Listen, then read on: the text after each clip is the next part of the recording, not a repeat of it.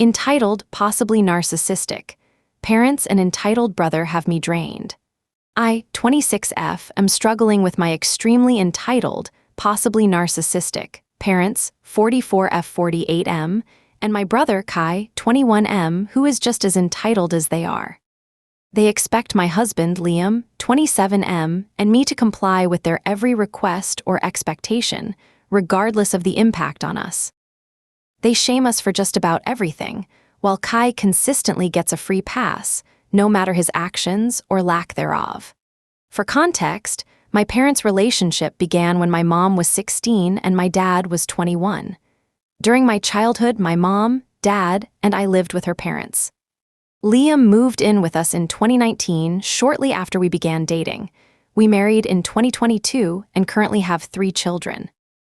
In 2023, we took in my brother Kai, who was in a very abusive household at the time, though the environment in our home wasn't much better, just marginally less abusive.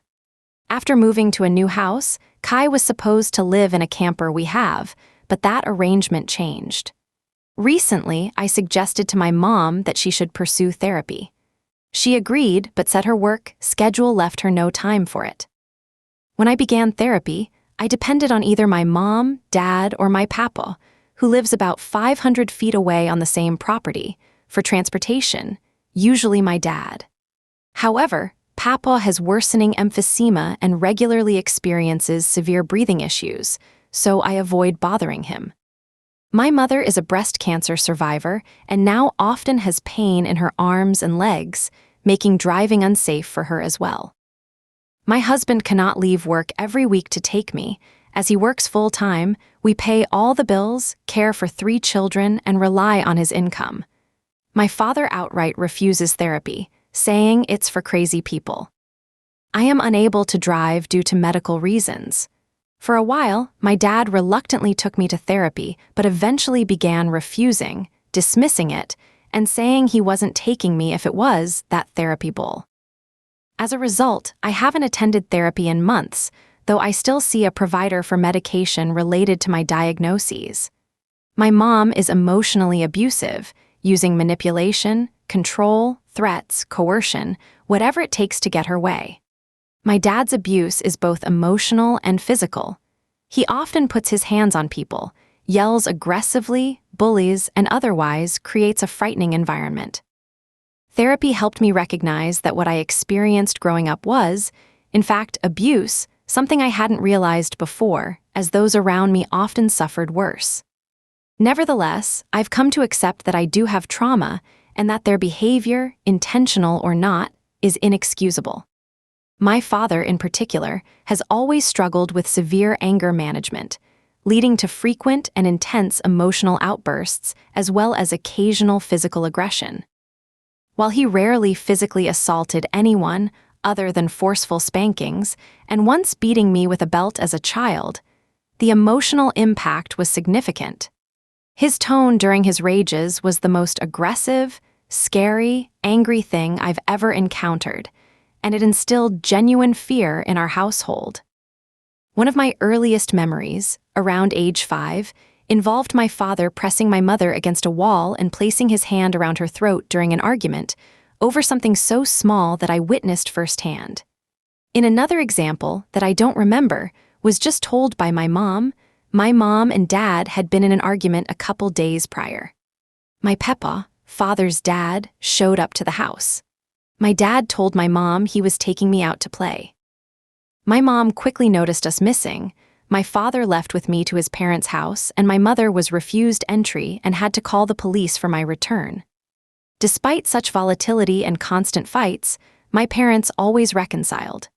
Growing up, my father often grabbed my face, put his nose to mine pretty much, and forced me to look him in the eye while berating me in that same aggressive, scary tone, something I hated.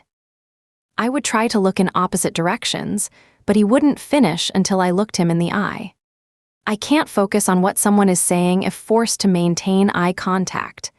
This is probably because I have ADHD and likely autism. To this day, I avoid eye contact, very rarely shifting to someone's eyes. To this day, if someone gets in my face, it triggers me, except with my husband and children. In 2024, my father and his twin brother used their funds to build us a house, asserting it was primarily for the kids, Liam and me. By August 2025, we moved in. My uncle technically has a room, but he doesn't live with us and I don't look for him to ever move in. The agreement was that Liam and I would pay all the bills and handle cleaning and household responsibilities for ourselves and our kids, only our immediate family, not for the entire household. The deal was everyone takes care of their own messes. There was also an understanding, no more drama or complaints, and things would change. Before the house was built, my mother confirmed with me that I didn't plan to move out before the house was built. I agreed to stay as long as things genuinely changed. Prior to moving, things were difficult, our mental health suffered, and to be honest, our parenting wasn't always the best, though the kids' needs were always met. If CPS had shown up, it wouldn't have been surprising if they became involved. The house was often messy and unclean. Though I don't believe the kids should have been removed, intervention would not have been unwarranted. Honestly, I'd go as far as to say we weren't even good parents, even though the kids were still happy and healthy. In 2018, before meeting Liam, I attempted to move in with a friend.